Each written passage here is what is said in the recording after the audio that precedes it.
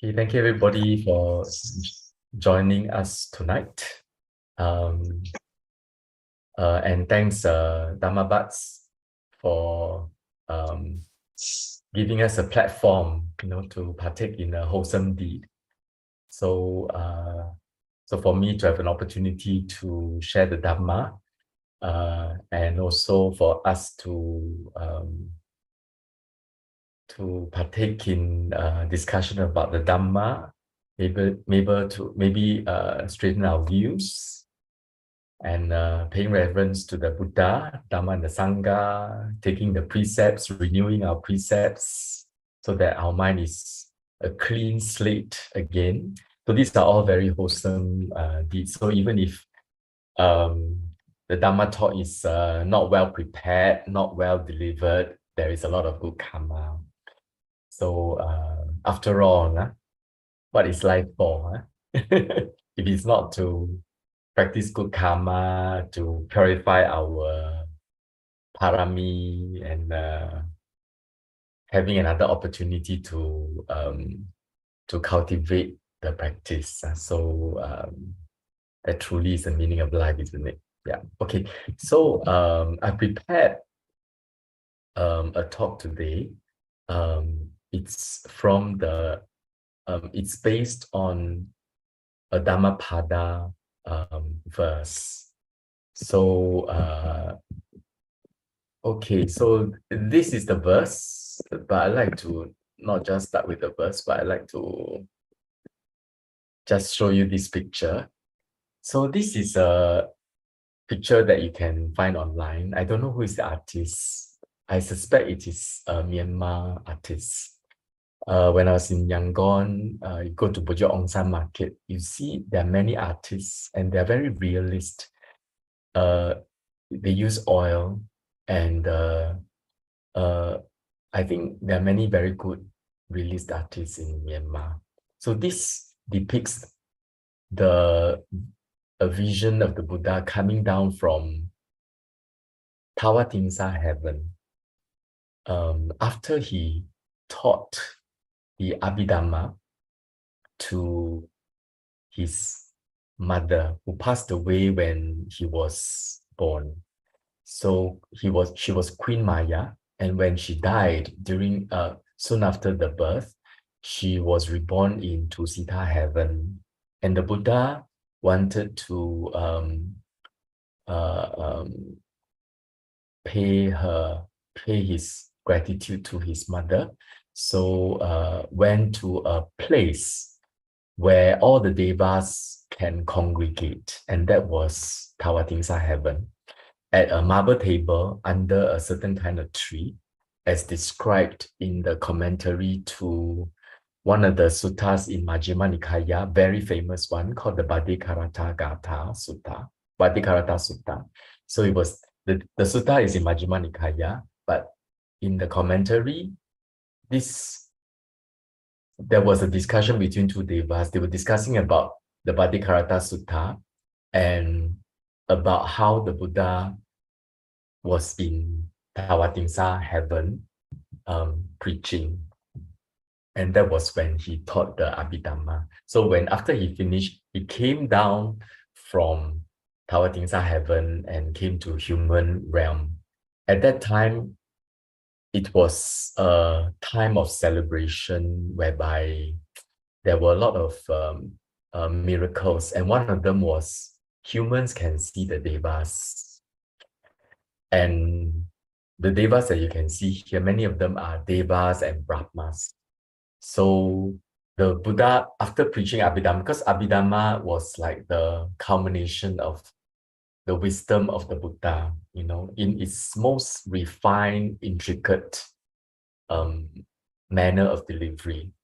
So with that, he was really, really very bright and inspiring. Apparently, at this point in time, a lot of Brahmas and Devas decided to be a Bodhisattva and become a Buddha like him. So some of us may want to become a Buddha, may want to follow the Bodhisattva path. Perhaps we could be one of the Devas during this period. Okay, so even though the Buddha's teaching is for us not to follow him to be a Buddha, but he didn't say explicitly, just say that you can just practice this amount, you can become an arahant. No longer you need to be reborn and going through this helpless cycle of birth and death. But because of the sight of the Buddha, many beings, even though they could become arahant, they want to be Buddha. Okay? Yeah, okay, so this is about that, because tonight the topic I'm going to talk about is related to the Abhidhamma. So, ever wonder why are there different kinds of people with different personalities and preferences? Perhaps in the same family, same kids, siblings, parents are the same. The genes are, 50% similar.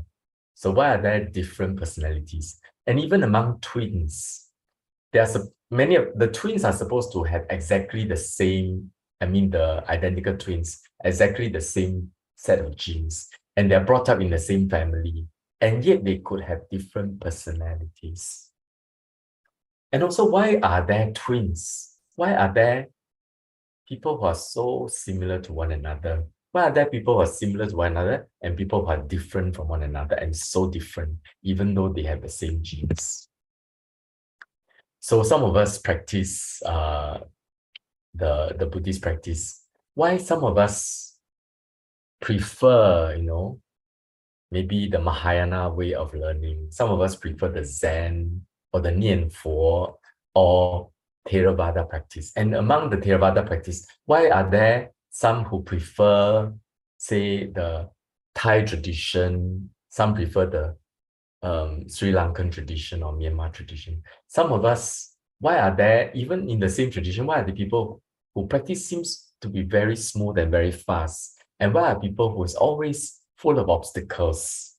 Why are people who prefer the breath meditation and cannot practice very well with mindfulness on other objects? Why are there people who cannot practice breath meditation? Why are some enlightened beings behaving like monkeys? Okay, there was a story in the scripture. I don't know where's the source. Maybe it's from the Vinaya, where someone offered Venerable Sariputta, invited him to his house, and then was walking and bringing Venerable Sariputta to his house. On the way, there was a ditch, and Venerable Sariputta jumped over the ditch, like a monkey. And so this person suddenly felt disappointed, disillusioned, and his faith was a little bit shaken. Then initially he wanted to offer a lot. Then after Venerable Shariputta's behavior, he decided to offer a bit less. And then they come to another longkao, another drain, another ditch. This time round, Venerable Sariputta carefully, mindfully walked down the ditch and then climb up at the other side. And then this layperson, the donor, was very puzzled. Why Venerable walk like this? Just now he jumped across the ditch.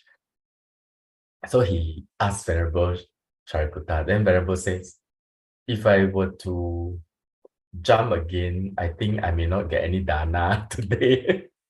So Venerable Sariputta could read the mind. But anyway, it was related to the habits of an arahant is not eradicated. The habits from past lives. Why do we have different kinds of destinies and fortunes? Like some of us, we didn't study and yet we pass exams. Some people study very hard and yet they fail exams. Some people work very hard and yet they cannot make it in life. Some people never work very hard and yet full of opportunities and successes, So that's fortunes, destinies. Why are there people who die young? Why are there people who die old? Why do some people suffer from dementia early, like 35 years old? Some people suffer from dementia later, So different kinds of destinies, different kinds of fortunes. Is it all due to the fact that they take care of their health? But why are there people who smoke and yet they never get cancer? And there are people who never smoke and yet they get cancer. Some people who take care of their health carefully, making sure that they don't take salt, don't take sugar, and yet they have high blood pressure and diabetes, and so on and so forth. Yeah. How do we apply all this in managing existential suffering? Existential suffering is suffering inherent to existence, related to this existence of aging, sickness, death. This is a simple way of putting it, but aging is more than just aging, isn't it? And sickness is not just being sick with pneumonia. Sickness can be so many ways. Some are really unfortunate. Some people can get blindness. Some people they cannot control their mind, and then they start to see visions, talk to someone as if it is not there.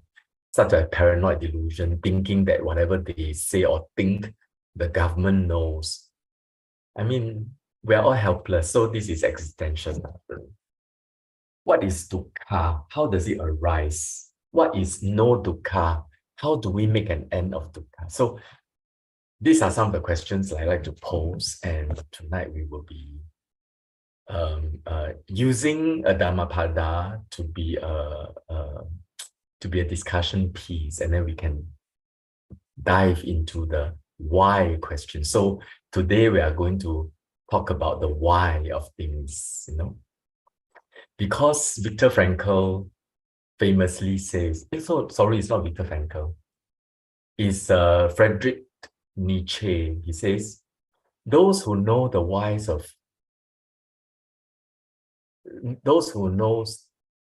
whys of whatever can live with almost any house.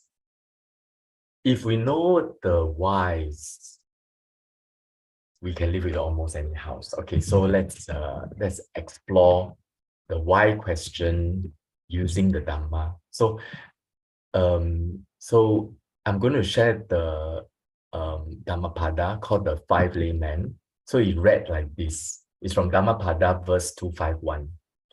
There is no fire like lust, no captor like aversion. Unequaled is delusion's net, no river like craving. Okay, so when you hear the Dhammapada like this, what does it do to you? How do you feel? What happens to your, what does it do for you? What does it mean to you, right? If you look at it at face, value, there's no fire like lust. Yes, lust is like a fire, it consumes you, burns you, right? No capital like aversion, like if you are stricken with aversion mind, like frustration, anger, disappointment, depression, anxiety, fear, that's aversion. You are, in a way, you're no longer free, you're caught. No capital like aversion. Unequaled is delusion's net. So the delusion is like a net. It captures you and then you cannot escape. And no river like craving. So craving is on and on and on and on and on and on and on and on. It's endless. So that is what it feels. Yes, it's indeed true. But is that all? I'd like to read you the Dhammapada because the story behind it. Because while you can read the Dhammapada and it seems very obvious to you, but all the Buddha's teachings have a context to it. So what was the context behind why this verse was being spoken? So I will read you this. Let me see how many pages, can be very long, so be very patient. So please be patient. Oh, it's very short. 2.5 pages. Okay. The Five Laymen. There is no fire like lust. ... Okay, that Dhammapada. This instruction was given by the teacher while he was in residence at Jetavana with reference to 5 lay disciples. The story goes that these 5 men went to the monastery, desiring to hear the Dhamma, and having saluted the teacher, sat down respectfully on one side. Now, in the case of the Buddhas, no such thought ever enters their mind as the following. This man is a Khattiya. This man is a Brahmin. This is a rich man. This is a poor man. I will teach the Dhamma to this man in such a way as to exalt him. I will not do so, however, in the case of this other man. It matters not with reference to what subject the Buddhas teach the Dhamma. They place reverence for Dhamma before all else and teach Dhamma as though they were bringing down the celestial river from the sky. But though the Tathagata taught the Dhamma in this way to the 5 men who sat about him, one of the 5, even as he sat there, fell asleep. Another sat and dug the earth with his finger. Another sat and shook a tree. Another gazed at the sky. Only one listened attentively to the Dhamma. As the elder Ananda stood there fanning the teacher, he observed the conduct of the 5 men and said to the teacher, Reverend Sir, you are teaching the Dhamma even as thunders the thunder, which accompanies a heavy rain. But even as you teach the Dhamma, these men sit doing this and that. Ananda, do you not know these men? No, Reverend Sir, I do not. Of these 5 men, he that sits there, sound asleep, was reborn as a snake in 500 states of existence. And in each of these states of existence, he laid his head in his coils and fell asleep. Therefore, at the present time also, he is sound asleep. Not a sound I make enters his ear. But Reverend Sir, tell me, was this in successive states of existence or at intervals? Ananda, at one time, this man was reborn as a human, at another time as a god, and at another time as a snake. Indeed, it would be impossible, even with the knowledge of omniscience, to determine exactly the number of times he has undergone rebirth at intervals. But in 500 successive states of existence, he was reborn as a snake and fell asleep. Not even yet is he sated with sleep. The man who sits there scratching the earth with his finger was reborn in 500 successive states of existence as an earthworm and burrowed deep into the earth. Hence, he digs the earth at the present time also, and fails to hear my voice. The man who sits there shaking a tree was reborn in 500 successive states of existence as a monkey, and from sheer force of habit acquired in previous states of existence, he still continues to shake a tree, and the sound of my voice does not enter his ears. The Brahmin who sits there gazing at the sky was reborn in 500 successive states of existence as an astrologer, and therefore today also he gazes at the sky just the same, and the sound of my voice does not enter his ears. The man who sits there listening attentively to the Dhamma was reborn in 500 successive states of existence as a Brahmin versed in the 3 Vedas, devoted to the repetition of the sacred texts, and therefore listens attentively today as though he were putting together a sacred text. But Reverend Sir, your teaching of the Dhamma clears the skin and penetrates to the marrow of the bones. Why is it that while you are teaching the Dhamma, they do not listen attentively? Ananda, you evidently imagine that my Dhamma is easy to listen to. Why, Reverend Sir, do you mean that it is difficult to listen to? Precisely so, Ananda. Why is that, Reverend Sir? Ananda, these living beings, during countless thousands of cycles of time, never heard of the Buddha, the Dhamma, and the order, and therefore are unable now to listen to this Dhamma which I teach. In the round of existences without conceivable beginning, these living beings have been accustomed to listen to the speech of animals in its countless forms.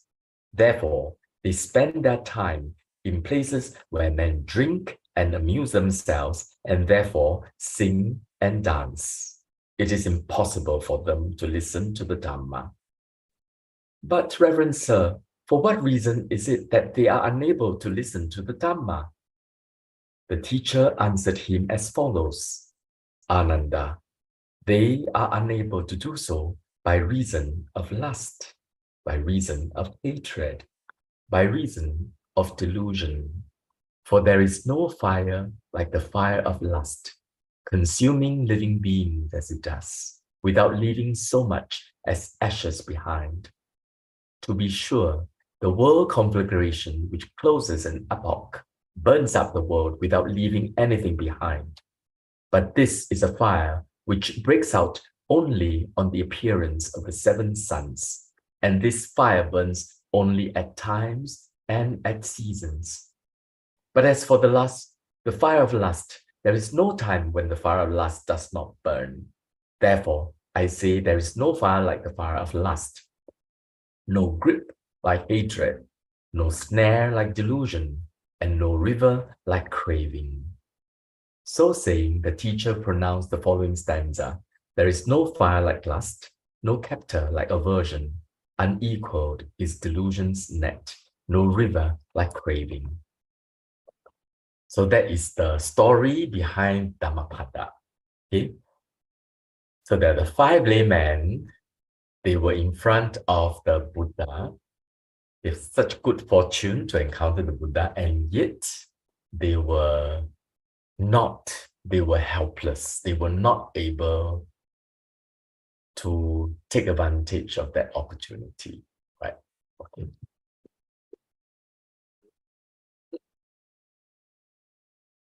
So with this story, I like to share about something that I feel is really, really enlightening for myself, the teachings related to conditionality, the teachings related to dependent origination. But I would like to talk about conditionality broader. There are different ways to understand conditionality. Usually we study what are the conditions and what are the condition states. For example, when we study dependent origination, right? We understand what is the cause of death. Can anybody tell me what's the cause of death? Yes, Li Hui, I can see you mouthing correctly. Yeah? The cause of birth is death. The cause of death is birth. Okay, what's the cause of birth? Anyone?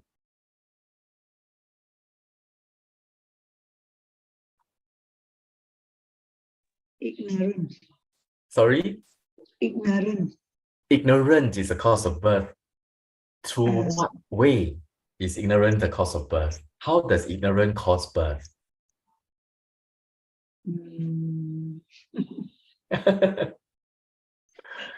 Yes. So you can see ignorance is the condition for birth. Birth is a condition state. Birth causes death. Birth is a condition, while death is a condition state. Okay, so this is the meaning of the first method. So how does ignorance cause birth? Ignorance causes craving. Craving causes clinging. Clinging causes us to, together with ignorance, create karma.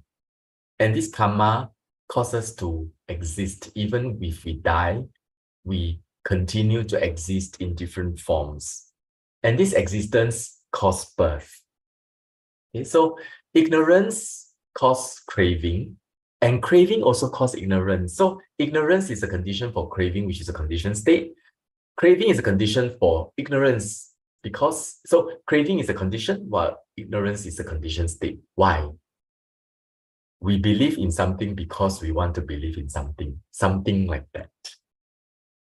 We have certain views because we have certain attachment. We have certain attachment because we have certain views. Okay? Some people hate injection, so they don't believe in vaccination. Huh? Some people, maybe because they are the people they respect, recommend vaccination. So they have attachment to that person they respect. So they believe in vaccination. So our attachment conditions our views. Our views condition our attachment also. So basically, in the first method, it's very famous, this saying, I can't remember the Pali. It says, when this exists, that comes to be. With the arising of this, that arises. When this does not exist, that does not come to be. With the cessation of this, that ceases to be. So basically, it's about cause and effect. Cause is the condition, effect is the conditioned state. Yet there's another method, which is the conditional relation. Basically, there's a cause and there's an effect. The conditional relation describe how does this condition cause this conditioned state? How does this cause result in this effect? This is the method 2 on the screen, the conditional relations. Oh, somebody write on the chat. Let me just read. Craving, yes, Li Hui. Yes, you're right. So craving, ignorance, cause, effect. But in the second method, there's also the how this condition cause this effect. And this is found in the Patthana, the 7th book of the Abhidhamma, the conditioning forces. This one I find very enlightening. So let me just do my best to explain, because the first time I heard it, many years ago at Manjushri Secondary School, taught by Sayadaw Silananda, I totally couldn't understand. Then I heard again from Sayalay Susila, also quite blur. Then when I was practicing in Myanmar, at a certain point in your practice, you need to study.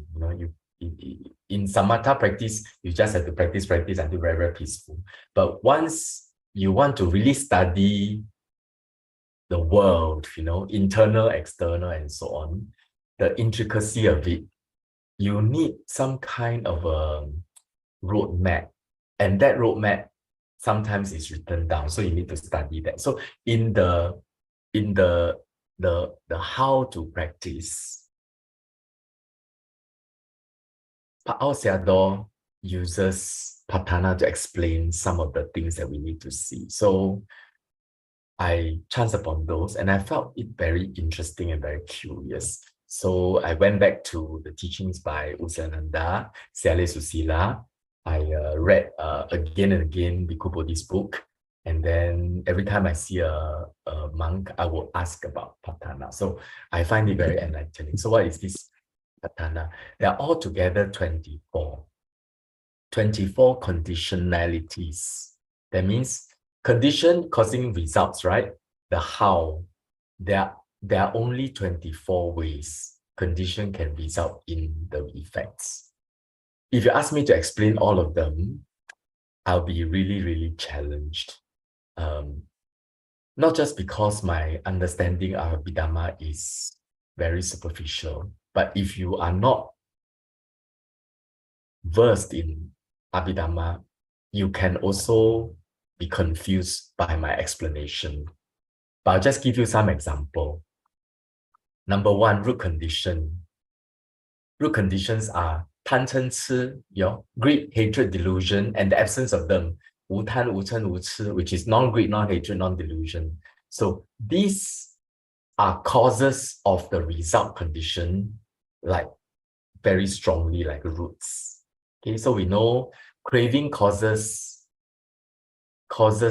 our mind to be of a certain state, and then we'll create karma with craving in its result, and then we'll experience certain state. So that is root condition. Okay. if you have unwholesome root, and then your mind is rooted in unwholesome root and you create karma, the resultant is an unwholesome, unhappy state of mind in the future. So that is root condition. Object condition, you can see I bold it. It is like, today you're very down, but suddenly you hear a very nice music, then suddenly you're very happy. Okay, so that is object condition. Or say you are, maybe some of my patient has got dementia. One of them has dementia and a lot of anxiety when nobody's at home, because one daughter has got autism spectrum disorder, quite a serious one. Another one has got schizophrenia. So when one of them has gone to IMH, the other one is away, she get very worried and she called the daughter-in-law many, many times. So, and then sometimes she will shout at the door and all the neighbors will be very alarmed.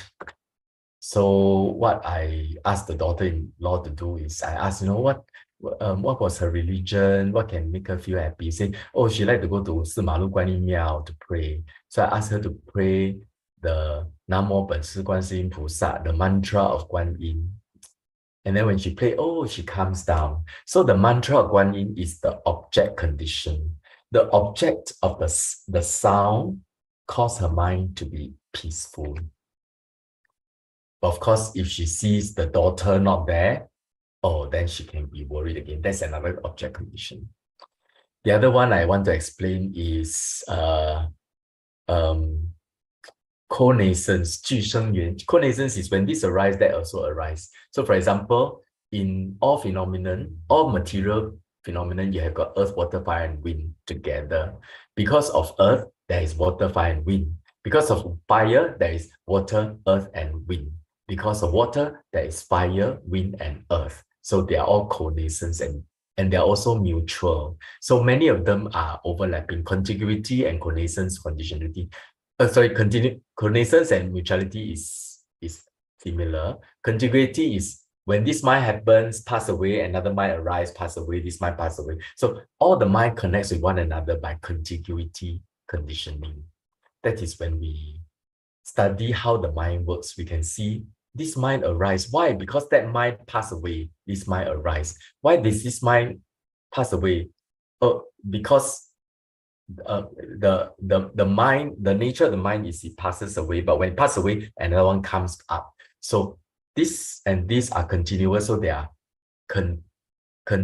contiguity. Okay. But among all these 24, you find that 4 stand out to be summary, summarizes all of them into 4, and the 4 are, sorry, tonight talk may be a bit difficult, so please pardon me. I will do my best to explain it so that it is actually practical. So you can see this one is special. This one is special. This one is special. This one is special. All these 24, there are many overlaps, but they all can be summarized and categorized into these 4. Object conditionality is the cause of any mind states or mind states. Is related to the object that catch your eye, your ear, your nose, your tongue, your bodily door, and your mind door. So this object determines the mind state that follows. Decisive support. Yeah, I'll explain it later. It is an important condition, either mind or body, or a concept that result in subsequent mind and body happening. Karma is morally active action of the mind, body, or speech that has a force that result in arising of an experience in the future. Presence. When you study mind and body in details, you find that this happened because of that, necessarily. It is like that. You can straight away see this happens because of that, because of the presence of that. So these are the four main conditions that summarize all 24 of them.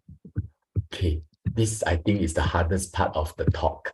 I'm going to talk about more applicable things. So the four, let's talk about karma first. Why is karma important? As I mentioned just now, what's the meaning of life? It's good karma. Good karma directed towards Nibbana is called parami. And then you've got good karma, good parami, and then you're inspired for Nibbana, then you practice the Noble Eightfold Path, and your parami and your karma will support the Noble Eightfold Path and realize Nibbana in this very life. So karma is central in the Buddha's teachings and the Buddha's practice. It is found in the Four Noble Truths, it is found in the Eightfold Path. So karma conditionality can be understood in the 12 link of dependent origination. So this one, I'm not sure whether all of you know of it, but let me just explain. What is the cause of death? Okay. Aging, death, and suffering. Many of us are dealing with it now. Okay. I mean, even though you may be 20 plus, you are also aging. Okay. Even though you're young, we know we can suffer any disease anytime, and we can also die anytime, although the risk is very low. Okay. What is the cause? It's actually birth.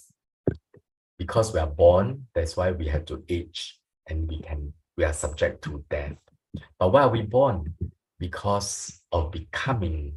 Becoming connotes existence as well as the force that perpetuate existence, which is karma related.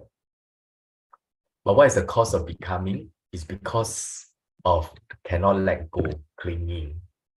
But what is the cause of cannot let go? It's because of craving. Craving and clinging is the same thing, same emotion, but clinging is more, it's like addiction. Craving is just a preference. Okay. Addiction in clinging can be clinging to sensual pleasures, of course, but it can also be clinging to views, clinging to existence, clinging to self, all kinds of clinging. Clinging to views, don't think it is very rare. It is so common. You go to social media, and then and a lot of times we cannot let go of our views. But why is that preference craving? Because of feeling. But why is that feeling? Because of contact. And why is that contact? Because you have got your eyes, ears, nose, tongue, and body base, as well as heart base. As long as you have these material things, you cannot avoid contact. But why is there this sixth sense base? Because when we were born with a rebirth consciousness. In that rebirth consciousness, there are material phenomenon and mental phenomenon. But why is there rebirth consciousness? Because there were karma committed in past life. The force of karma cannot be stopped, and you just have a rebirth. So some of us, when we think of death, we're very scared. Don't need to be scared. Death is just rebirth. Okay. Like when we sleep, we're scared of sleeping because we cannot wake up.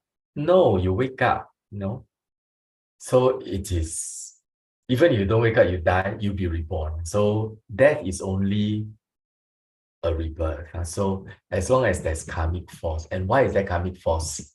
Because of ignorance. Okay, so this is dependent origination. And the karma pachayo occurs at these two places. When we pass away because of ignorance and karma occurs throughout our lives, one of them is strong and then is the strongest and then result in us being reborn. And that is karma conditioning force. It occurs at 2 points. So if you see 12 links of dependent origination, it covers 3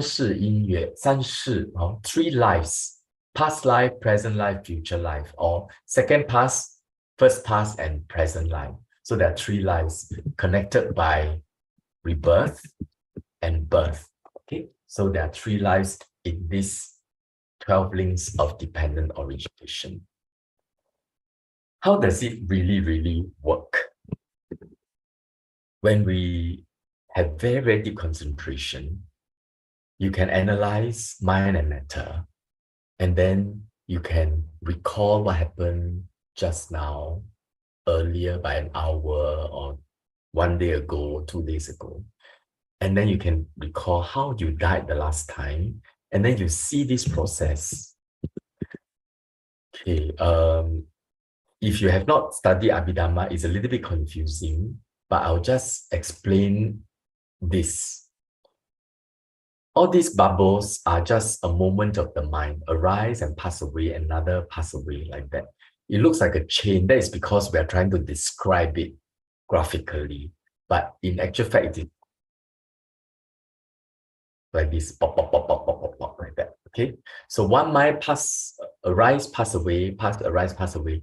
Just before we die, the last stop moment, we will have lots of things that happen to us in our mind, almost as if we are experiencing it again, just before we die. And we might see a moment when we're offering a flower to the Buddha or the Sangha, or we might see fire, or we may see a bright light, like a lot of people who describe their near-death experience, they see bright light. Or we can see beings. Some people describe that their families and friends coming and help them and guide them to heaven. Or they can see a red color. Okay, so they see all these, and after they see that, they pass away, and in that new existence, it is determined by what they saw just before they die. There is a link. When we meditate, it is obvious to us, oh, this existence is due to that vision just before I died,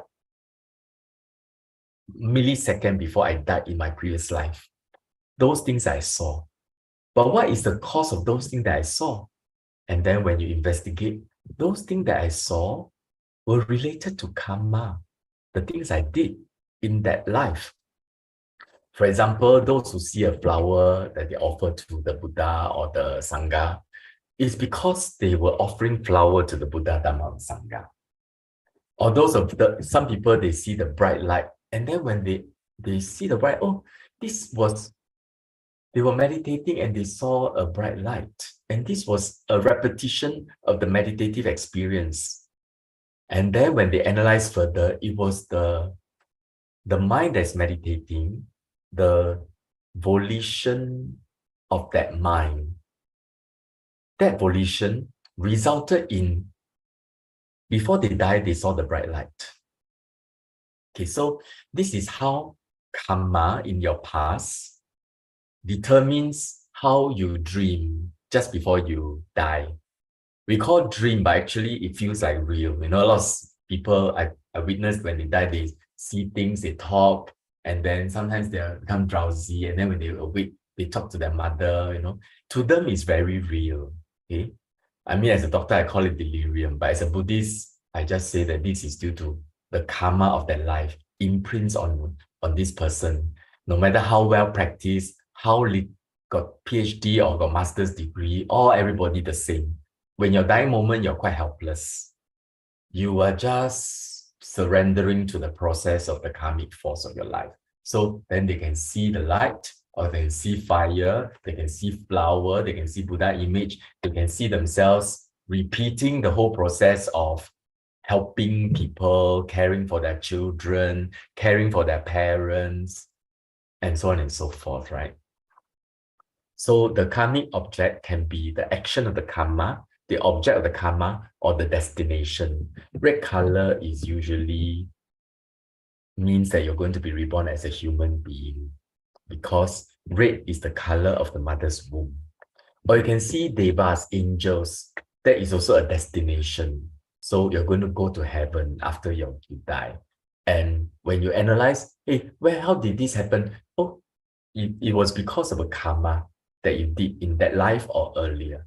So this is the process of death and birth, and that is where karma pachayo materialize. So we know that after we die, we will sure be reborn unless you're an arahant, and then you'll be reborn in any of this realm. Okay, depending on the last thought moment, what was your vision, and that vision was dependent on your karma in the past. Can be many years ago, or can be just a moment ago, or can be many lives ago. That karma ripened, but how did that karma result in this vision? It is karmic, it's karma conditionality, karma pachayo. Okay, so we'll be reborn in different kinds of existence. Resultant consciousness, like I consciousness, and all these Abhidhamma terms are caused by past karma, this life or past lives. Karma ripens into resultant consciousness when all the necessary conditions are present. So sometimes we see a Buddha image, or we can see our friends. Many of the time, this is because of good karma from the past. Okay, or that maybe we always have itch on the skin, we got eczema. Of course, it could be due to certain condition, like maybe you're sensitive to the soap that you're using or the perfume that you're using, but it can also be because of something you did in the past lives. Okay, not always due to karma, but sometimes it can be. But even if it's not due to past karma directly, it is indirectly. Why? Because of past karma, you're reborn as a human. As a human, there are karma causing your sensation, your bodily material phenomenon, that you can actually feel things. And because of karma-born body, you are susceptible to eczema, itch, for example. Okay, so all our experience of the eye, ear, nose, tongue, body, and mind, they are result from karma, either directly or indirectly. Okay, that's karma. One down, let's 3 more to go. Object conditionality, as I mentioned, our mind is conditioned by its encounters, either through the eye, ear, nose, tongue, body, or even the mind. Like if I talk about, say, mother, then immediately the concept of mother happens on your mind door. This concept is the object of your mind door, and then it can trigger different kinds of mind door thought processes, thoughts. Okay, so most of us, when we think about mom, we have this cozy feeling, to be happy feeling, but maybe some of us may feel grief because our mother just passed away, or some of us may feel a bit of confusion because we don't have a good relationship with our mother, and so on. So the object triggers the mind. You just watch it. Sometimes for no reason you're unhappy. It could be something you encountered that day. Maybe it's a certain sound, certain song, certain smell, trigger certain mind object, and that mind object triggers certain thinking process and unhappy feeling. And unhappy feeling itself can also be an object of the mind. And then we keep looking at the unhappy feeling, don't like it, and unhappy feeling on unhappy feeling on unhappy feeling on unhappy feeling. So that is object conditionality. So looking at this cartoon, okay, it is a sneak shot of that 12 links of dependent origination in our life. So we have got, because we have got the body with our eye, ear, nose, tongue, and so on, all the six sense bases, right? We have no choice but to have contact. So we can have contact of a chicken, the smell, the taste of roast chicken, or you can hear music. With contact, there'll be feelings. Pleasant object will create happy feeling. Yeah? When there's happy feeling, there'll be craving, right? But if it's unpleasant object, there'll be unhappy feeling. Your preference is for it not to have, you have craving of the opposite. It strengthens your clinging to happy feeling and worsen your aversion towards the object that gives rise to the unhappy feeling. Then you want to, Pao Chong, don't like unhappy feeling. Yeah? And because of the craving and clinging, all of us naturally, like all animals, even ants, we will do things to continue the pleasure, to avoid the unhappiness. Ants, flies, frogs, snakes, birds, cats, orang-utan, humans, all the same. Devas, Brahmas, all the same. So happy feeling, we crave, cling, we will do things in order to perpetuate it, do things to avoid it. Okay. And all these behaviors in order to numb the displeasure. Okay. And then when we die, all these deeds have karmic force. If some of us are a bit smarter, we do good deeds so that we can have good experience, continue the pleasure. Some people are stupid. They steal, kill, and rob in order to experience the happiness. Everybody commit crime because they want happiness. They don't want insecurity. So in a way, I'm not saying we forgive and what, it's just talking about the mechanism of why people have good deeds, bad deeds. So in a way, there's no good guy, bad guy, only good deeds, bad deeds. All just want to be happy, but some people are smart like us, some people are not so smart. So because of all this karma, they'll be reborn. Okay, so all this contact is object conditioning. We can make use of this to help us deal with stress. How?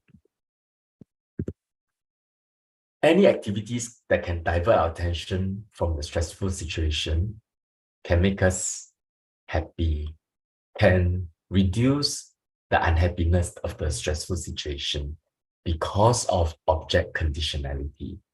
It is actually very obvious if I tell you, okay? Like some people, they're very stressed, they like to take a walk in the park. They can see nature, they can see birds, they can see trees. These are nature, it doesn't trigger memories or grief or unhappiness, Also nothing to crave, doesn't have greed and all that thing. So it's very neutral, so can help the mind, relieve stress. That's object conditionality. Then of course there is that what do you call that? Pleasure feeding, or some people when they're stressed, they eat, they go to high tea.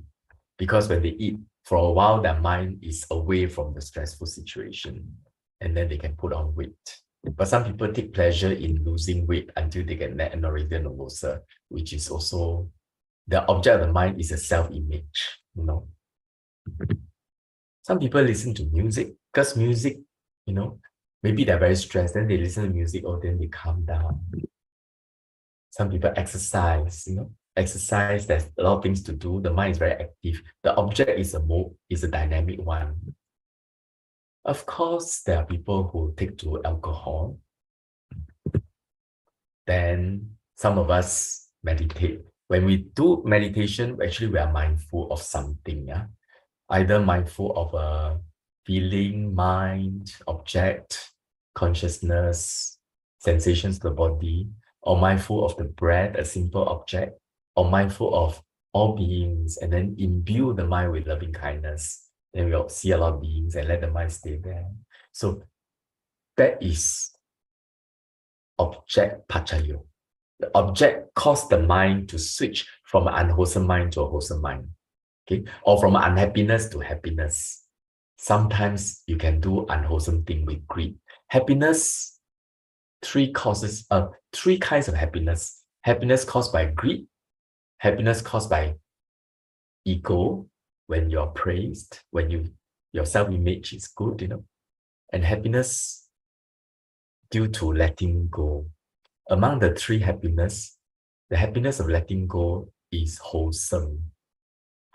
And this happiness of letting go can be induced by a neutral object, such as nature, such as certain kinds of music, mantra, meditation object taught by the Buddha. Exercise, as long as the exercise is not because of self-image or because of certain kind of greed or craving. So happiness, it's whatever that triggers you to have these three emotions. This is from the Buddha teachings from Majjhima Nikaya, is from the sutta called Vitakka Santana. The first method that the Buddha teach the monk, how do you remove unwholesome mind state, unhappiness in the minds? Okay. The first one is give attention to some other sign connected with what is wholesome, just as a skilled carpenter or his apprentice might knock out, remove, and extract a coarse peck by means of a fine one. So basically, you have an object, say maybe you're obsessed because you're scolded by your boss. So being scolded by a boss and his words, is the object of your mind. And the whole day you're very moody. Like a skilled carpenter, remove this object, replace it with something else. Maybe your child, or perhaps it's your cat, or perhaps it's the Buddha's teachings. So you just read the Sutta, read the Buddha's teaching, listen to YouTube, listen to Ajahn Brahm, or any other teacher. Then you just listen. Then you have removed the boss words. So that is using object to replace it. Okay, the other four I just quickly glance through, but it's not related to this pachayo. Like, examine the danger in those thoughts. That these thoughts are unwholesome, reprehensible, they result in suffering. Just as a man or a woman, young, youthful, and fond of ornaments, would be horrified, humiliated, and disgusted if the carcass of a snake or a dog or a human being were hung around his or her neck. Okay, so it's based on disgust, so our mind is unwholesome, either full of greed or full of hatred, anger. Then because we are a proud son of the Buddha, cannot, then you feel unwholesome mind is not your domain. You are ashamed to even think about it, then quickly put it down. So this is the second method. The third method is,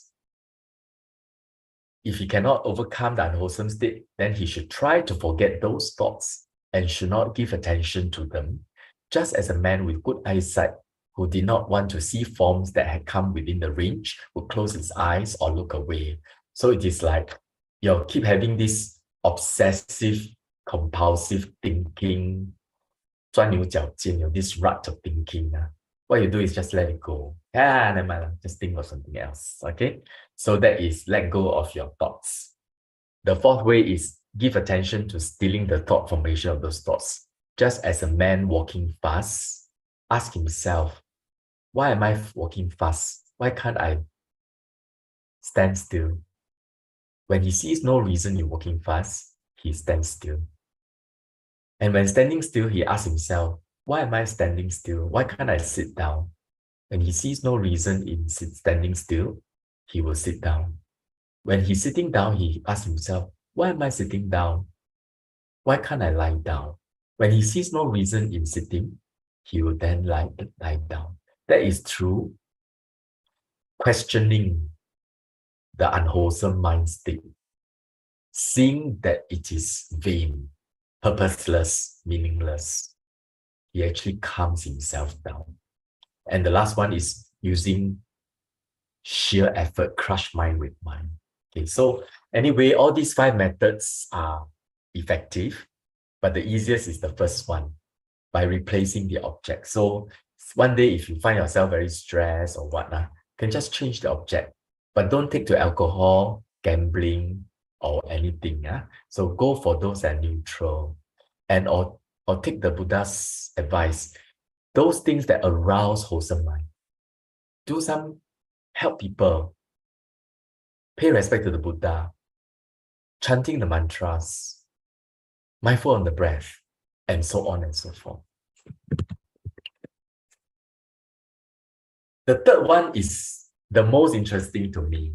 Okay, Upanisaya Pachayo, decisive support conditionality. So what does it mean? Object decisive support is the same as object support, but it's just that this time the Aramana Pachayo, the object condition, is very strong one. Okay. And then it can also be concepts, which is our object, but the third one, natural decisive support, is the most interesting. Proximity decisive support is just that the mind, the unwholesome mind is there, so the next mind tends to be unwholesome also. Is proximity decisive support. Natural decisive support has many wide relation, all our past mental and physical phenomena strongly efficacious for the experience in the future time. They can be concept rather than material, rather than absolute material phenomenon or mental phenomenon. For example, if you have health, surely you feel happiness and full of energy. If you're ill, you surely will be unhappy or lazy. If you sleep well, surely you'll be energetic, happy, and healthy. If you don't sleep well, surely you'll be unhappy. Okay? Past behaviors determines future similar behavior. Previously, whenever you're stressed, you like to eat. Now you have quit binge eating. But in the future, when you're stressed, you will find that you will eat again. Also, past failure, past future successes. Past failure can cause you to feel unhappy, and then you learn from a mistake and then cause you to have future success. So past failure is the natural decisive support of future success. But of course, past failure or past successes can also result in future failure. Okay, 2. Past parami. Why do some people practice very fast? Because maybe in the past, they have been practicing a lot. Some people in their past lives, they are monks or nuns or they are Brahma. So when they practice Anapana, very fast they get concentration. Some people, they are brought up in a family of different religion, but when they hear the Dhamma, they just feel this is the truth. They don't know why. And when you ask them to find fault in the family religion, they also cannot find fault, but they just cannot believe it. Why? Maybe in the past, they have been Buddhist for a long time. So that is past parami, easier practice. Past habits, future habits, past inspiration and aspiration, future faith and future career. So some of us are doctors, some of us are bankers, some of us are, like to do healthcare work, some of us are managers. It could be because we planted the seed in the past. Also, in psychology, is trauma. Sometimes we suffer from very serious hurt, in the past, nearly died, And then whenever the situation happens, we all get tensed up. Okay. And then we become like nervous. And we cannot explain it. Some people are afraid of spiders. Some people are afraid of cats. You don't know why cats are so cute, right? Spiders also, right? Very cute. Cockroaches also, but people just scared. So don't know why. So this is all natural decisive support. If you look at this again, this is all natural decisive support. This guy who is sleeping, even though the Buddha is in front of him, has been reborn as a snake in so many lives. So that is Upanisaya Pachayo. He sleeps, even though Ananda is so shocked. The Buddha's Dhamma is so precious, and his teaching is so well delivered, as if somebody bringing down celestial stars down to earth, and yet this person is sleeping. Are you sure? And the Buddha says, you obviously think that Dhamma is easy to listen to. I mean, all of us have this experience. We love the Dhamma so much, we share with our family, our friends, but everybody feel that we are, don't know why you like the Dhamma so much. Because they were conditioned from their past. Like this, digging the earth. He was an earthworm for 50 lives. This one is a monkey. This one was an astrologer. This one was a Brahmin who was trying to write down the sacred text. So the Dhamma to us is very easy. To other people may not be very easy to understand. Okay. So that is Upanisampachayo. Lastly, presence conditionality. This one is a catch-all. Okay. When the consciousness happens, surely there are other ingredients in the consciousness, like attention, like contact, like feelings. They all happen together. Perception, So this present, that one also present. And also 4 elements. When there's earth, there's water, there's fire, and there's wind. Okay. And the thing is cooking. Why? Because there's fire, and the taste of the soup is like that because there is basil, there is chili, maybe there's chicken stock. So there are all these things present. So that's why it's like that. The importance of this conditionality is, the importance of this is for us to understand that largely we are helpless. I mean, the Buddhists we are not fatalist. Being fatalist means we are helpless. But we are largely helpless, but there is some control, and that is in the karma. Okay. But apart from karma, we are helpless because we see this and we see that, and this triggered this and that because of decisive support condition from the past. And then, and when this mind happens, those mindset will happen. And then with this mind happen, that mind will continue. And when you have got this body, you cannot avoid this and that, and then sickness, aging, and death. So the whole existence is largely helpless, but there is a key of control, and that is karma. Okay? Instead of continuing with this helplessness of when this contact, I sure must have aversion. Don't have aversion. Put in some effort. Let go. Practice. Knowing that by let go doesn't mean you let go, but when you practice long enough, letting go becomes easier. So you put in effort to practice. Okay? So when you practice, so the control is not immediate. It's not like a switch. It is more like planting a garden. Okay?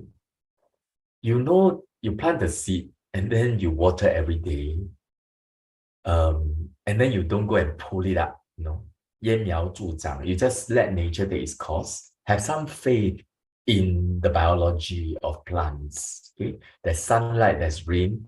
Maybe it doesn't grow, maybe it's fertilizer. You investigate a little bit, put some fertilizer, and then and then when it grows, you remove the weeds. So that removing of the weeds, planting the seed, watering, analyzing what's the cause, these are all karma. Okay, so these are within our control. But that seed grows and bloom and how the garden grows is not within our control. So life is a mixture of what is within our control and what is not within our control. And Ati Pachayo describes how a lot of things is not within our control. Okay. So it's a middle way of thinking. Okay, now let's go through that tough question. Why are there different kinds of people? Now we know it's Upanisa Pachayo. Okay, it's decisive support conditioning. Their past lives, their past habits, their past trauma, their past successes, the people that influenced them, and so on. And then, so their past create the conditions. And then what ripens is because of past karma. And when it ripens, it creates as a contact, result in different kinds of emotions. And then that is present conditioning. Okay. So why are some people progress fast? Why are some slow? Because those who are fast because they got paramis from the past. Those who are slow because they didn't put in so much effort. It's like gardens, you know. Your garden is very beautiful. Your neighbor's garden is very not so beautiful. Nothing to be proud. It's because you're working on it. And another neighbor's garden is even more beautiful. Don't have to be jealous. It's because they work on it. You know, it's always like that. Why are some enlightened beings behave like monkeys? Because of Upanishad Pachayo, you know, because in the past they were monkeys. But Buddha don't have habits. Arahant still can retain the habits from the past. Why do we have different kinds of destinies and fortunes? It's karma. Okay. And of course, past life karma, present life karma, and you exercising effort, mindfulness, wisdom. Okay, then you can determine your fortunes and destiny. These are also karma. How do we apply this in managing existential suffering? Well, hang around with spiritual fellowship. When you see Buddhist friends, you're always reminded of the Dhamma. And you always have a mind that's wholesome. If you mix with friends who like to gamble, like to go to casino, after a while you find that, hey, this person practicing so weird. You find yourself very weird. How come I could believe in the Four Noble Truths? Then you believe in casino. So who you mix with will determine how you exist also. Or maybe you believe in, maybe for example, some people believe in human beings must be useful, right? And then when they become useless in the economic sense, they'll suffer a lot. And that belief of being useful is the decisive conditioning support for the suffering when a person is disabled. Okay, so this is how we can prevent this. So always have an open mind, never judge, open mind. The only truth is the Four Noble Truths. The only right view is the view of the Four Noble Truths and the law of karma. Everything else is circumstantial, is tentative, is relative. So what is dukkha? How does it arise? No dukkha, how does it mean? What is dukkha? Dukkha is this samsara, you know, always arise and pass away, arise and pass away. Doesn't end when that happens. You just go to a different existence. And how does it arise? It's a whole mechanism of dependent origination, including the conditionalities. Why is no dukkha? No dukkha is only nibbana. How do we make an end of dukkha? It is by penetrating, understanding what is dukkha, how does it arise, and what really caused an end of it. Penetratively understand. And it is through the practice of good karma, parami, and the Noble Eightfold Path. So karma causes being human, whether we're rich or not, beautiful or not, healthy or not, etc. What we experience as object. Object conditions, object contact with the six sense bases trigger the chain reactions of thought processes with the feelings, perception, wholesome, unwholesome roots within the mind. Natural decisive support conditions, why we are like what we like, why we like what we like, what we do, how we perceive things, why we have this, why are we introvert rather than extrovert, why are we intuitive rather than sensing, why do we decide based on our feelings rather than intellect, and why do we prefer structure rather than flexibility. So all of us have got different personality because of our past habits. Presence, the five aggregate condition and that explains the helplessness of our existence. So this is that. Knowing the cause and the levers of control of stress reduction can help us develop lever control stress and reduction and develop our resilience. So karmic actions determine our fortunes or misfortunes within this life and subsequent life. So if you don't want to have stress, then you make sure your karma are good. Past karma cannot control, but the fact that you're human and you're Buddhist, your karma cannot be too bad. But this life, make sure our karma is good. Okay, don't kill, don't steal, and so on. Objects, so mix with good friends, right activities, mind objects, avoid bad encounters, replace bad with good encounters.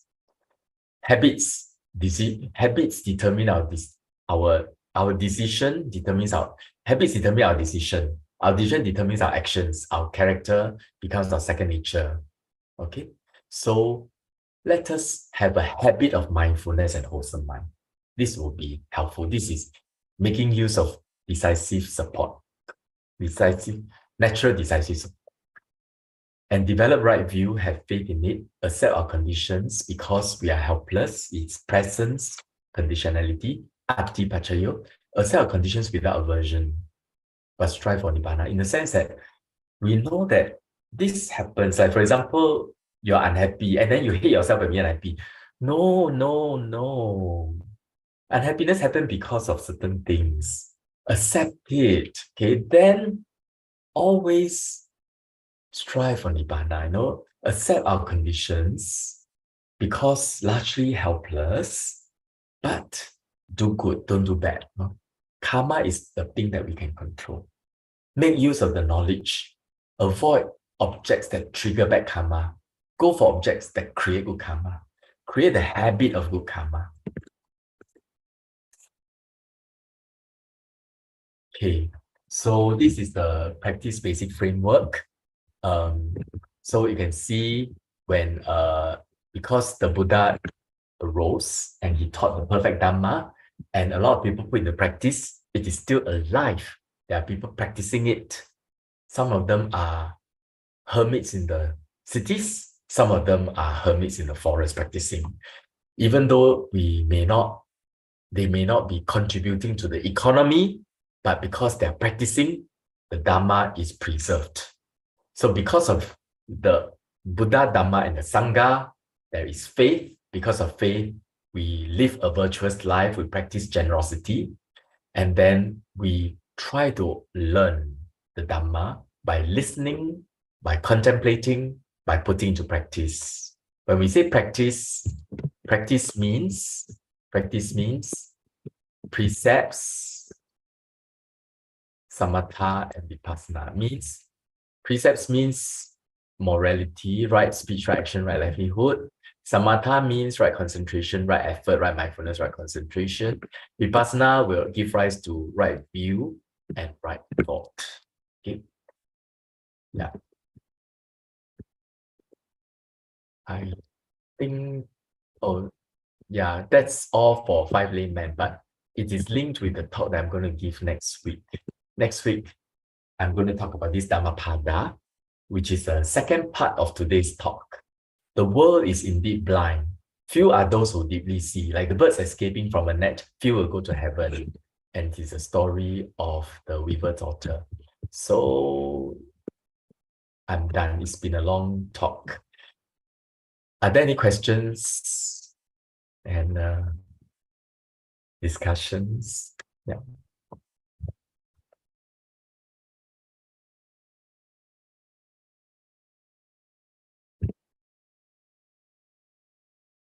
If anyone has any questions, you can unmute yourself.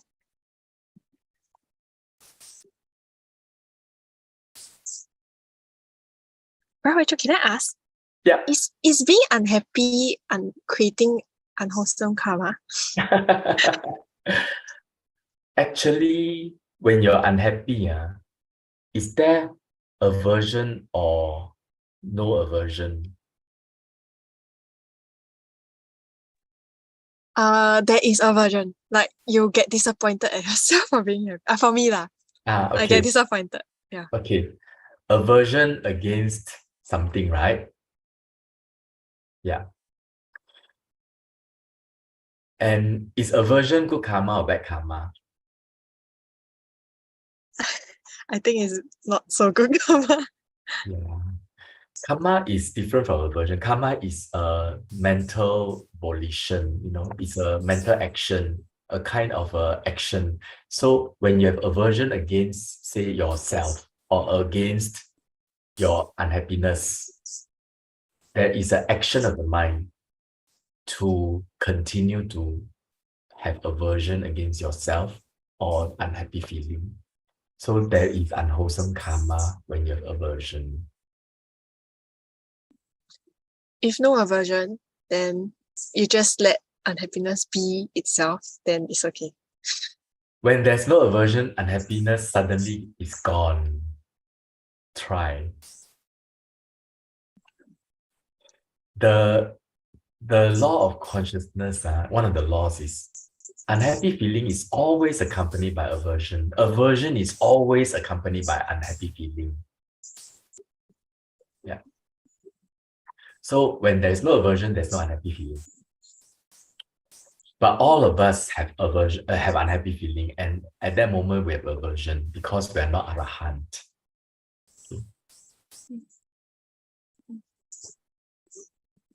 Thank you very much.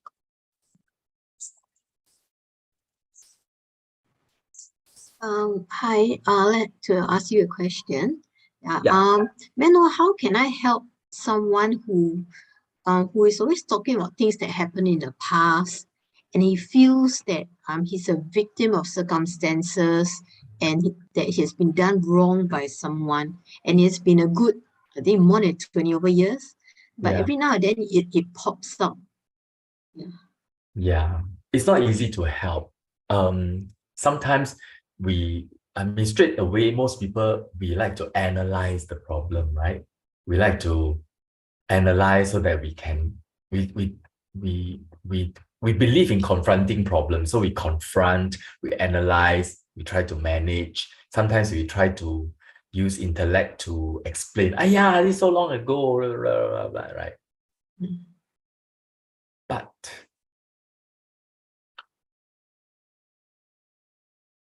But the mind is clouded when it is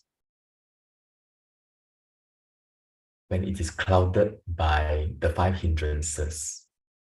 When a person is unhappy, he cannot see straight. There's no clarity. Unhappy, you see 5 hindrances, right? Is aversion, craving for sensual pleasures, doubt, restlessness and remorse, and sleepiness. So if a person is thinking of the past with aversion mind, the mind is currently being shrouded in a veil of aversion. When he's shrouded in a veil of aversion, it is not the time to confront a problem yet. It will not be clear. And then those of us who try to explain to them, if we are not able to inspire the moment of clarity, our words will fall on deaf ears. But say,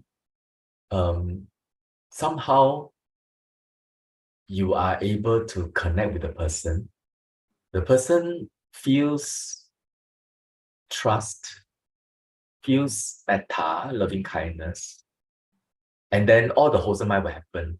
At that moment in time, aversion is not there. When aversion is not there, also at that moment in time, all the 5 hindrances are not there. There is momentary mindfulness. If this can last a longer time, there'll be some kind of peace, some kind of samadhi. Wisdom is caused by samadhi. For example, a person could be very stressed and unhappy, but maybe he walks in the park and he gets distracted by the birds, the trees, the flowers. At that moment in time, there is peace. Some kind of similar mind state to samadhi. They can suddenly realize that, hey, not a problem at all, because the wisdom arises. So how do we help somebody like that? If we can lead the mind to some kind of peace, some kind of being away from the aversion mind, perhaps going to see a movie together, going for hiking together, jogging together, doing some kind of cooking together, activities together. So only when there is a space that the person has some reprieve from the gross suffering, that's when reasons can be heard. But whether the reason works also depends, how long can he stay mindful? Yeah. How long can he stay away from anything that reminds him of painful past? Because of object, the power of object. because he used to work in SIA, so every time when he sees, let's say, the news talk about SIA, then the image will come out, oh, I left that place because of this person. Oh, then the emotions will come in. But at certain times, like you mentioned, that temporary reprieve will be there. It's like, life is so short. Why do I hold on to this rubbish? Then you'll be like, oh, you see, he's getting better. But then other times, again, it's back to, oh, this person did me wrong. Yeah. So that's why one of the most important therapy is occupation therapy. Occupation doesn't mean work, but it can also mean work. You need something to occupy your mind. Cannot do nothing at home or be totally bored. We need to occupy our mind with something. Of course, work is the most convenient. It's good to work. But if, say, somehow you cannot find work or you're retired, volunteer work is occupation. Or say there's no opportunity for occupation like that, then occupy your mind with hobbies, wholesome ones, Or perhaps you have never learned, then go and learn something, Learn horticulture, learn cooking. Or perhaps if this person has got the past seed of Dhamma, learn meditation. Let the mind be occupied by the breath. And that is occupation therapy. Occupation therapy is making use of object paschayo, object conditionality. Occupy the mind with an object, cause the mind to be wholesome. If without the object, the mind wanders and everything also trigger unhappiness. No good. Thank you.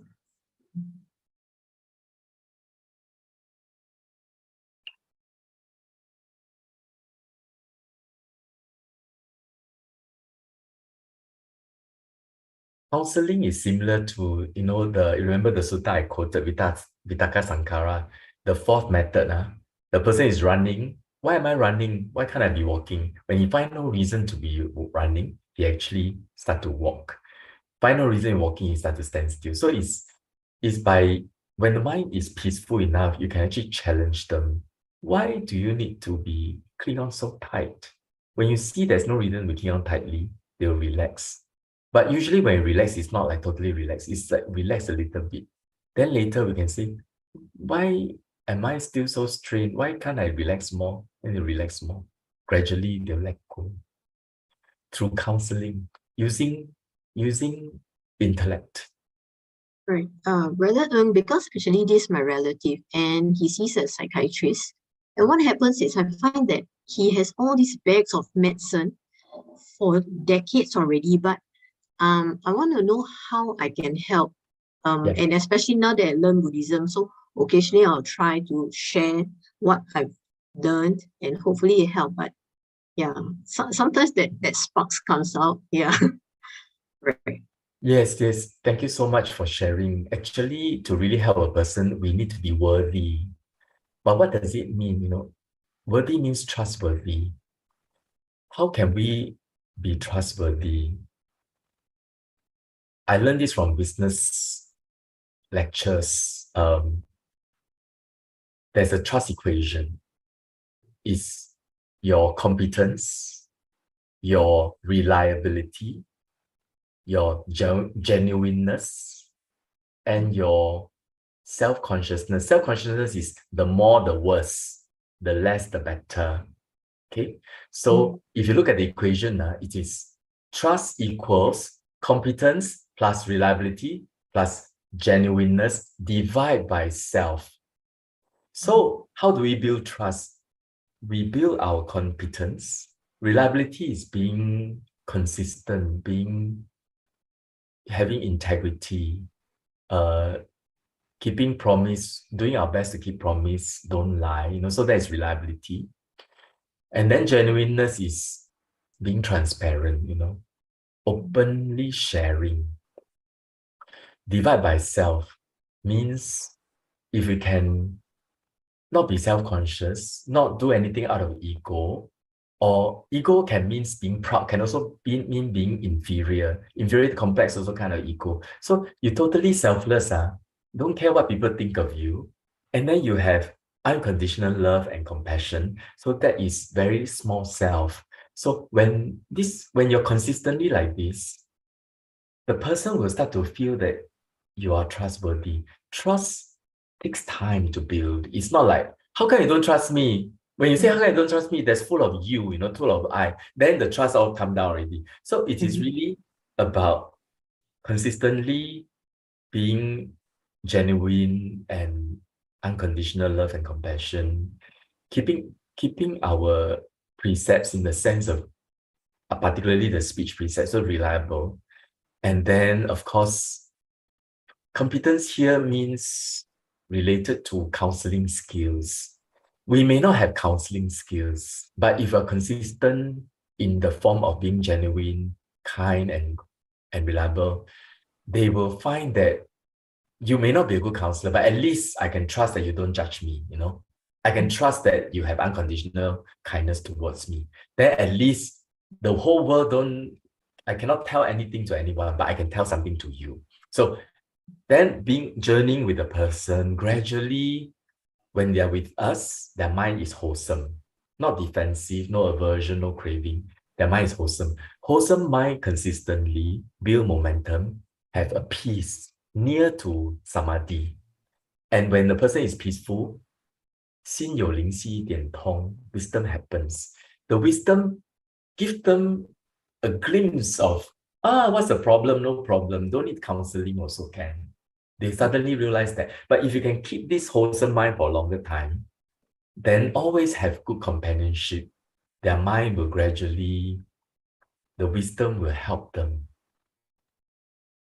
And then when the wisdom comes, and then they trust you enough, and then you share with them about the Buddha's teachings, and they'll start to feel Buddha's teachings is interesting.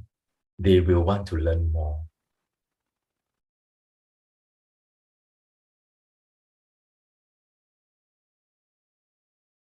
Can we do things like they said, metta, send metta to the person? Yes, can.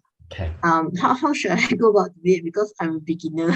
Yeah. How do you send metta to someone?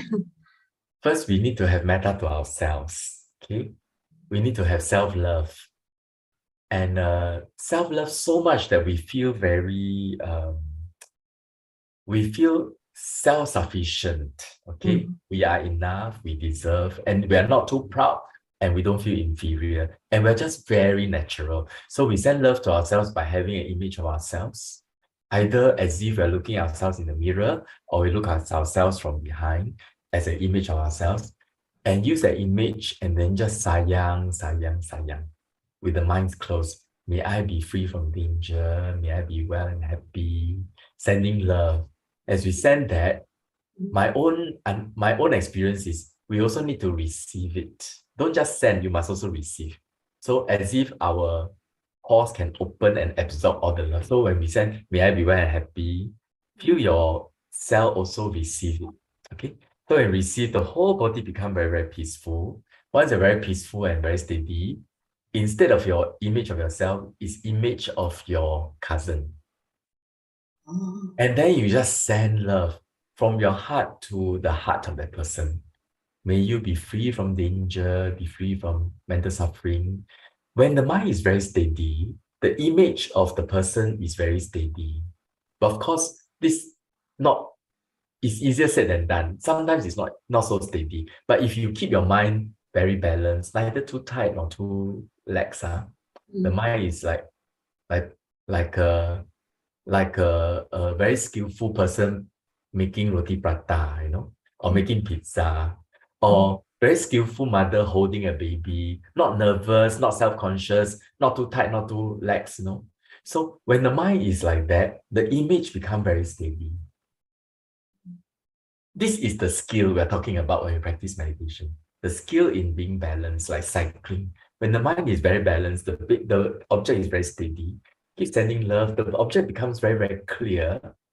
And then you start to smile, the person starts to smile. And then we continue. And then the image starts to become so clear that, oh, almost bright. And then the mind just stay there. And before you know it, it's 1 hour already. Okay. Then that person can feel it. There was once I was in meditation retreat. A friend of mine I know for many years. He's from England. I know he practiced his meditation very strong one. So he came to visit. Then I just smiled at him because cannot talk. Then I went to the Dhanasala where we have our lunch, right? I was sitting, mindful eating. Suddenly, I see his image there and at my heart. And then him winking like that. Then I was, how come there's this? Then I turned around, he's sitting behind me. Same image, he winked. Oh, wow. Yeah. So if the mind can be very stable until it gains momentum and there's deep concentration, the loving kindness can be felt.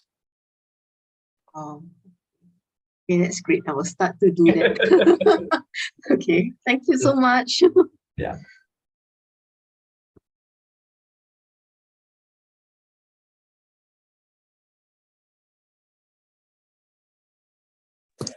Hello, Dr. Wai Chong.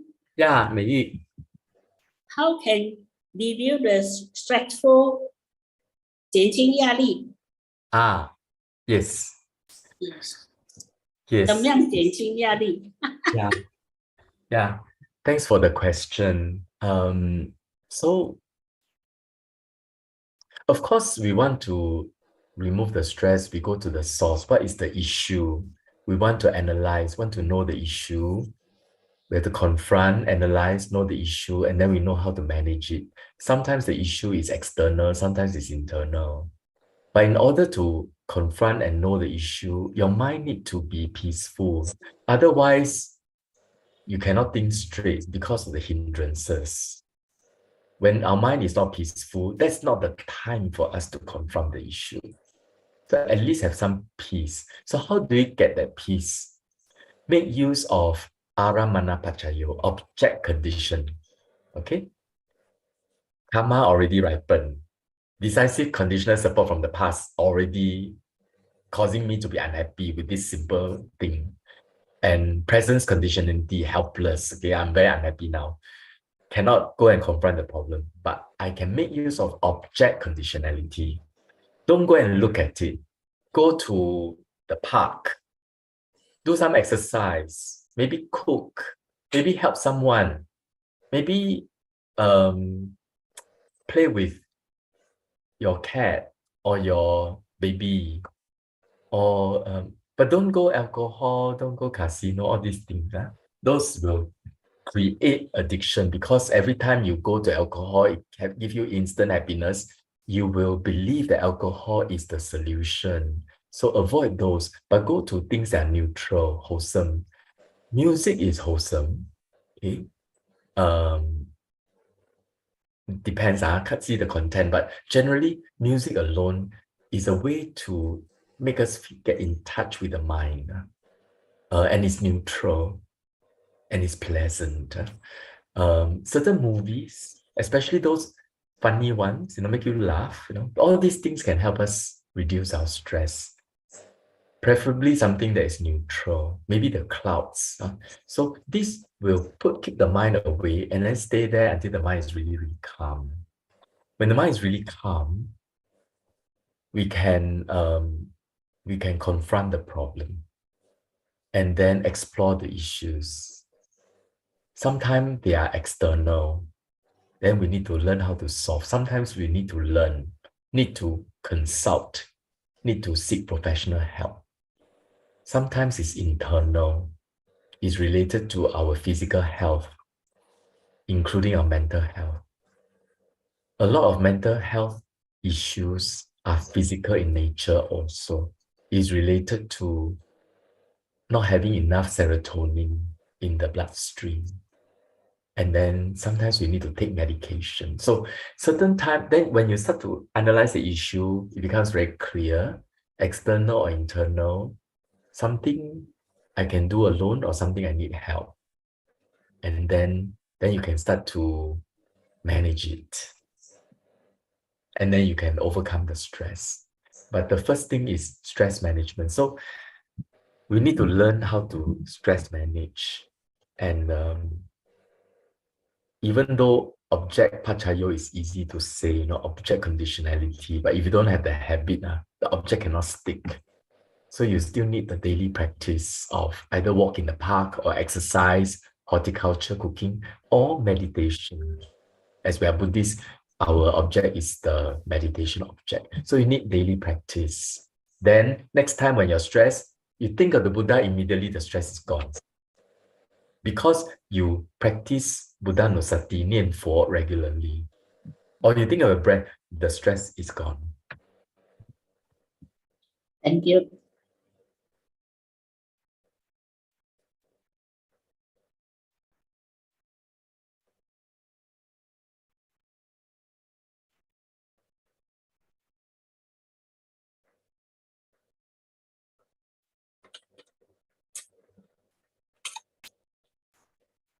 No question, we can share merits and end early also. 2 hours is quite long and without participation can be very boring. 2 hours can have a workshop, but no. 1 hour is okay. 2 hours Yeah. too long. Too long, Very yes. Tired. Yes. It's Yeah. 2 hours very tired. Yes. Last half an hour feel very sleepy already. Yes. Yes. Mm. What is a condition that causes us to feel sleepy? Not because of past life state. Sometimes it's also because we don't have enough sleep. That is also Upanisaya Pachayo. Sometimes also because we had a very busy day. Sometimes it's because we are so peaceful. Busy day, now very peaceful, or all the lack of sleep all happen already. You want to sleep. I think So this is a habit. Habit, huh? Habit. Yes, yes. About 10, I want to sleep already. Yes. So that is Upanisaya Pachayo, decisive support.